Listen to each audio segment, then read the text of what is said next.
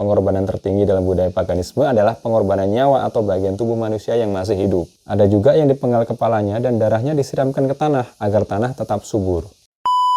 Ketika ditelusuri secara kebahasaan, nama Gehinnom masuk juga ke dalam khasanah bahasa Arab menjadi Jahannam atau neraka Jahannam. Dan juga termasuk di dalamnya show off kekuatan magis atau sihir yang memang sedang populer di masa itu.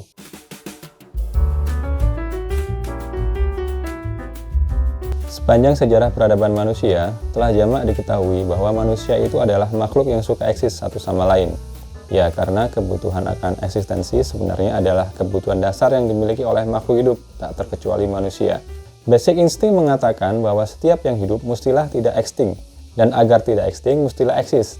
Maka dalam setiap zaman selalu ada upaya-upaya menunjukkan eksistensi ini ke dalam bermacam bentuk kreasi, baik level individu maupun utamanya level komunal. Karena sifatnya yang komunal, berjumlah jamak, maka dapat dipastikan akan selalu melibatkan keramaian yang terkonsentrasi secara bersama-sama pada satu waktu tertentu atau boleh jadi pada satu wilayah tertentu pada awalnya.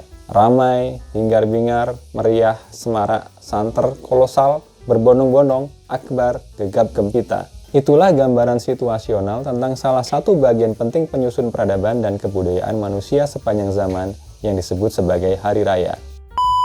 Dalam ilmu antropologi, hari raya mengandung dua unsur, yaitu perayaan atau celebrations dan satu lagi festival. Perayaan mewakili substansinya, sedangkan festival merepresentasikan kemasannya. Perayaan itu soal apa yang dirayakan, sedangkan festival itu terkait tema apa yang mau dibawakan. Hal ini terjadi karena manusia selain sebagai makhluk sosial juga memiliki aspek spiritual.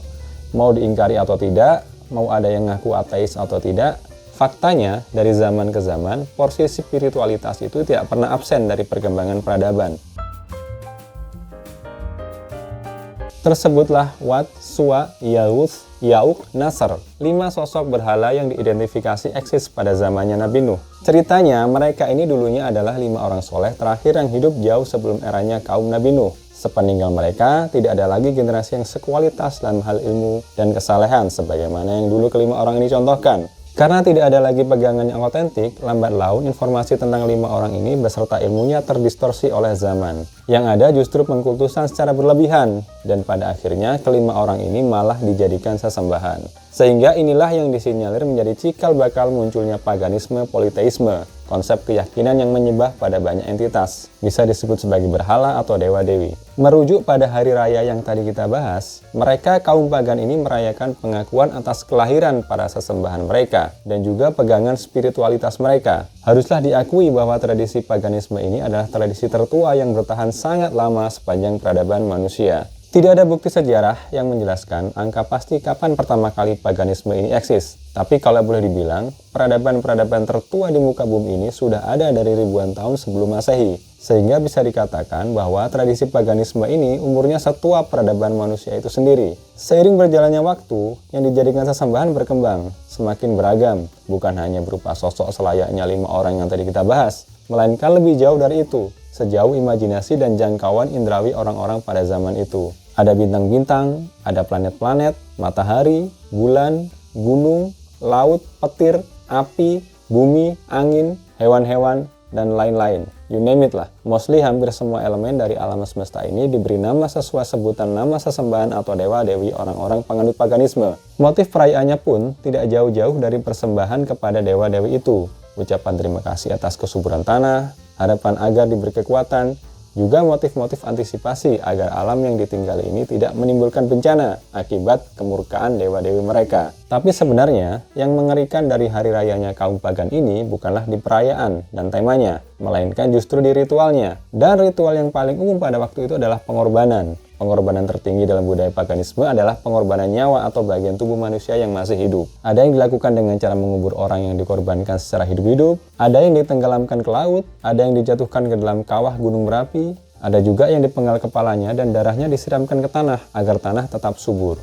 Hingga yang paling terkenal adalah pembakaran manusia hidup-hidup. yang ritual perayaan ini juga bertahan cukup lama, sebagaimana yang dialami pada masanya Nabi Ibrahim di peradaban Babilonia kuno. Bahkan beliau sendiri pernah mengalaminya, tapi ternyata beliau diselamatkan dari kobaran api. Sampai beberapa generasi di bawahnya yang berkembang menjadi asal-muasal budaya pagan Persia kuno, Yunani kuno, dan bahkan ke arah selatan menjadi peradaban lembah Indus atau IVC, Indus Valley Civilization. Jadi, budaya mengorbankan manusia hidup ini memang adalah aktivitas yang wajar di masa itu. Sehingga kalau ada orang yang mengatakan bahwa Nabi Ibrahim adalah orang yang maniak, psikopat, yang mengorbankan anaknya sendiri, itu secara otomatis terbantahkan. Kadang kesalahan terbesar kita dalam membaca sejarah dan kisah-kisah orang terdahulu itu, seringnya kita menggunakan kacamata nilai Buddha sekarang untuk mengukur apa yang terjadi pada masa lampau. Padahal dengan cara itu tidak akan bisa sinkron, akan terjadi bias. Budayanya berbeda, struktur masyarakatnya juga beda, kemajuan peradabannya juga pastinya berbeda. Dalam kisah itu, Nabi Ibrahim justru sedang dididik Allah untuk mengarahkan pengorbanan yang biasa dilakukan menggunakan nyawa orang hidup, dialihkan menjadi pengorbanan menggunakan hewan.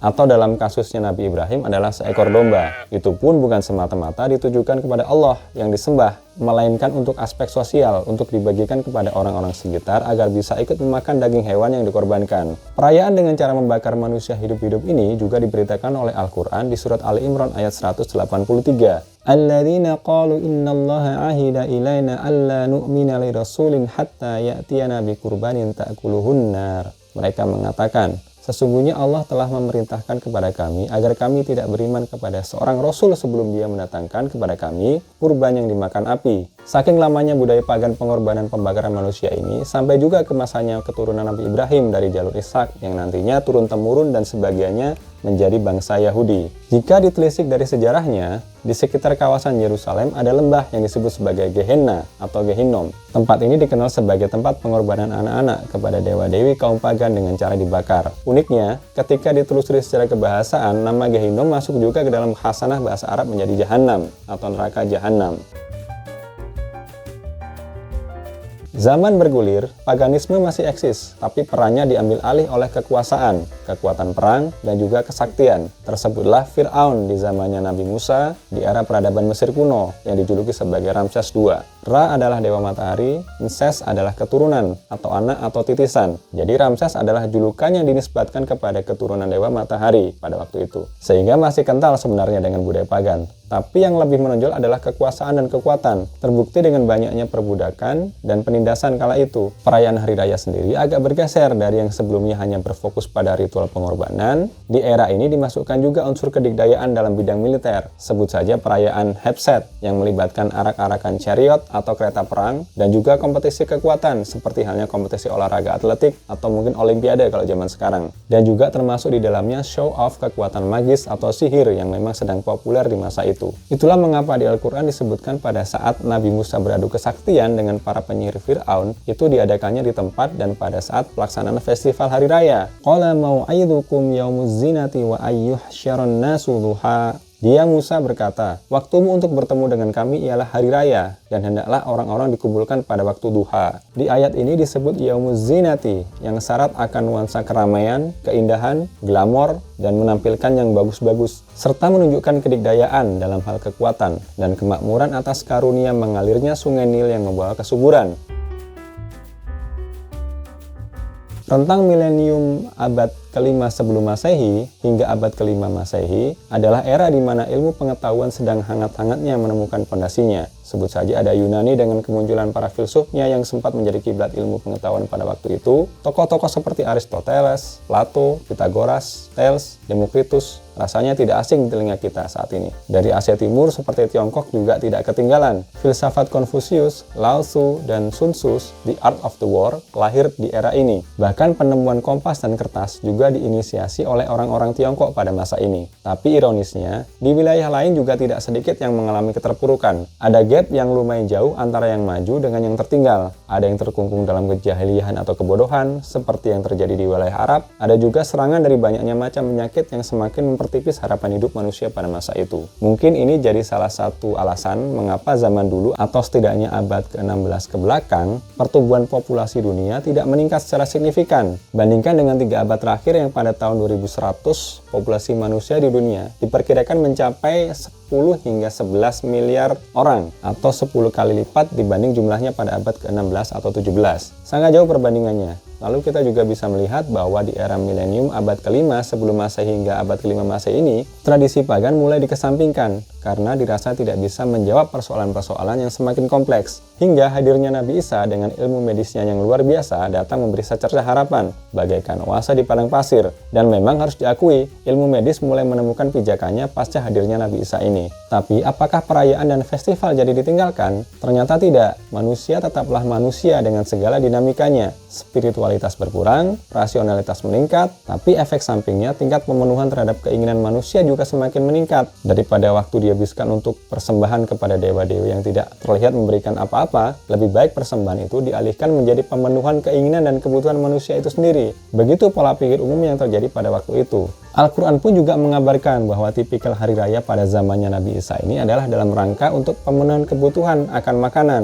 Qala Isa bin Maryam Allahumma rabbana anzil alaina ma'idatan minas sama'i takunu lana 'aidan. Isa putra Maryam berdoa, "Ya Allah Tuhan kami, turunkanlah kepada kami hidangan dari langit, yang hari turunnya itu akan menjadi hari raya bagi kami." Sehingga mungkin dari kita ada yang familiar dengan istilah-istilah seperti perjamuan, perhidangan, santap bersama, dan lain sebagainya. Itu semua asalnya dari konsep hari raya yang dibawakan oleh Nabi Isa. Menariknya, yang digunakan untuk menjelaskan hari raya di ayat yang tadi itu adalah Aidan, yang berarti kembali atau diulangi setiap periode tertentu untuk dirayakan atau diperingati kembali.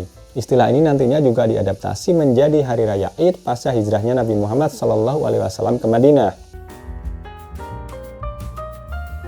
Seperti yang tadi kita bahas, bahwa ada ketimpangan intelektualitas antara wilayah satu dengan wilayah yang lainnya. Ada yang maju dengan munculnya para filsuf dan ilmuwan, tapi lebih banyak lagi daerah yang tertinggal dalam kejahiliannya. Salah satunya adalah wilayah Arab. Sudah mafhum dikenal bahwa orang-orang Arab sebelum hadirnya Nabi Muhammad adalah orang-orang jahil, minim adab, dan suka melampiaskan semua syahwat kebinatangannya. Ada memang aspek spiritualitasnya, tapi kalah dominan. Lata, Uzza, Manah, Hubal hanyalah sebagai formalitas perangkat kemusyrikan yang mereka lakukan. Hari raya pun justru dijadikan momen bagi mereka untuk berjudi, minum minuman keras, makan berlebihan, dan sudah barang tentu pelampiasan hasrat seksual yang seolah tidak ada pagarnya. Kala itu, orang Arab jahiliyah mempunyai dua hari raya. Sebutlah hari raya Nairus dan hari raya Makhrajan. Hari raya Nairus adalah hari perayaan tahun baru berdasarkan kalender mereka pada waktu itu, yaitu kalender Qamariyah yang berbasis pada pergerakan bulan.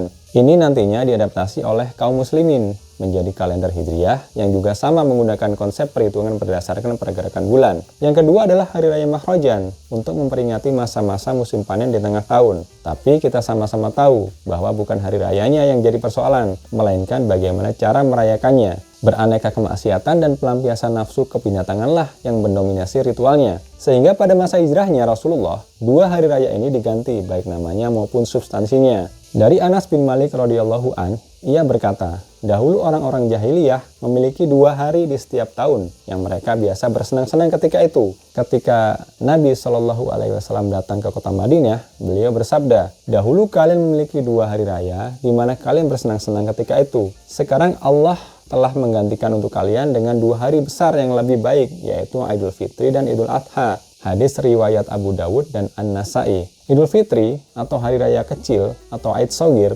diturunkan dari kata fitri, fatoro, yaftoro, yang bisa diartikan sebagai berbuka, makan pagi, atau melibatkan sifat bawaan, fitroh, atau hari berbuka, iftor. Hari Raya Idul Fitri yang ditetapkan untuk dirayakan setiap tanggal 1 Syawal juga difungsikan sebagai peringatan atas kemenangan kaum muslimin pada Perang Badar yang terjadi pada tahun kedua Hijriyah di bulan Ramadan. Itulah mengapa sering disebut juga sebagai hari kemenangan. Hari Raya Idul Adha atau Hari Raya Besar atau Id Kabir yang diturunkan dari kata Adha, Yudi, Udiyatan yang bisa diartikan waktu duha atau pagi hari. Apa yang dilakukan di pagi hari, yaitu napak tilas pengorbanan Nabi Ibrahim dan anaknya, Nabi Ismail, yang di awal video sempat kita bahas. Pengorbanan Nabi Ibrahim yang anti-mainstream pada zamannya, sekaligus menjadi hujah penolakan beliau pada praktik-praktik pengorbanan dalam tradisi pagan yang tidak berperi kemanusiaan, diganti dengan pengorbanan yang lebih bermanfaat secara sosial kemasyarakatan. Itulah mengapa sering disebut juga sebagai hari raya kurban, yang ditaruh di akhir tahun pada masa pelaksanaan ibadah haji yang baru bisa dilaksanakan oleh Rasulullah sendiri pada tahun ke-9 Hijriah, dan itu merupakan satu-satunya ibadah haji yang dicontohkan oleh beliau. Itulah mengapa hari raya ini sering disebut juga sebagai hari raya haji, karena yang dinapaktilasi bukan hanya pengorbanannya saja, melainkan juga seluruh rangkaian pembelajaran dari Nabi Ibrahim yang meletakkan dasar-dasar agama Islam yang berarti berserah diri hanya kepada Allah Azza wa Jalla. Itulah setidaknya sejarah perayaan atau hari raya dari zaman ke zaman sepanjang peradaban manusia, dari mulai tradisi pengorbanan paganisme awal, tradisi kekuasaan, tradisi perjamuan, hingga tradisi kaum muslimin yang masih terjaga sampai sekarang. Pola-pola perayaan atau hari raya di seluruh dunia saat ini tidak jauh-jauh dari keempat model tradisi tersebut. Mungkin yang membedakan hanya pernak-pernik festivalnya saja, tematiknya saja. Sedangkan substansinya akan tetap serupa. Mau diakui atau tidak, hari raya sudah ada sejak zaman peradaban manusia tertua, bahkan masih eksis hingga sekarang. Dan mungkin akan tetap ada selama manusia masih ada. Karena jika ditarik benang merahnya, hari raya selalu menjadi momen berkumpul, berbagi, dan merayakan kehidupan bersama. Wallahu a'lam bishawab. Terima kasih bagi yang sudah menyimak sampai detik ini. Hidup ini terbatas, ruang dan waktu. Jangan sia-siakan untuk hal-hal yang kurang atau bahkan tidak bermanfaat. Karena mata uang sebenarnya dari panggung drama kehidupan kita ini sesungguhnya adalah kebermanfaatan. Semoga kita bisa saling mengingatkan dalam kebenaran dan kesabaran. Terima kasih. Assalamualaikum warahmatullahi wabarakatuh.